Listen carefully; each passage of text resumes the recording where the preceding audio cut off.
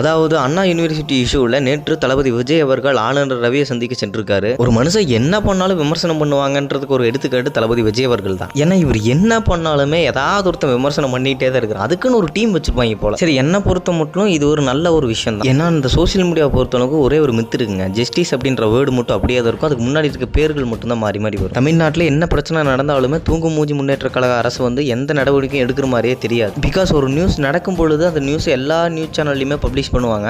அதுக்கப்புறம் அதோட ரிசல்ட் என்ன நடக்குது அப்படின்றது கரெக்டாக பப்ளிஷ் பண்ணுவாங்க. அப்படி நிறைய இருக்குது, சொல்லிட்டே போகலாம். வேங்கை வயல் ஆகட்டும், கள்ளக்குறிச்சி ஸ்ரீமதி நியூஸ் ஆகட்டும், இப்படிப்பட்ட நிறைய பிரச்சனைகள் நடக்கும் பொழுது கரெக்டான தீர்வு எடுக்க மாட்டேங்கிறாங்க அப்படின்றது எல்லாருக்குமே ஒரு வருத்தமாக தான் இருக்குது. இதில் நம்ம அதிகமாக கோவப்பட வேண்டிய விஷயம் எதுக்குன்னா இந்த போலீஸ் மேலே தான். ஏன்டா இதே இடத்துல வேறு ஏதாவது பொண்ணு இருந்தால் ஆட்டோமேட்டிக்காக சூசைட் பண்ணியிருப்பாங்க. ஆனால் இந்த பொண்ணு தைரியமாக வந்து கம்ப்ளைண்ட் கொடுத்துருக்குது. அதுலேயும் அந்த எச்சத்தனமாக அந்த ஃபோட்டோ எடுத்து எஃப்ஐஆர் காப்பி பண்ணி போட்டிங்க பார்த்தீங்க. தப்புகளுக்கு பஞ்சம் இல்லை, தண்டனைகளுக்கு தான் பஞ்சமே. அப்பப்போ பண்ணுற தப்புக்கு அப்பப்போ தண்டனை கொடுத்தா நீ தப்பே நடக்காது.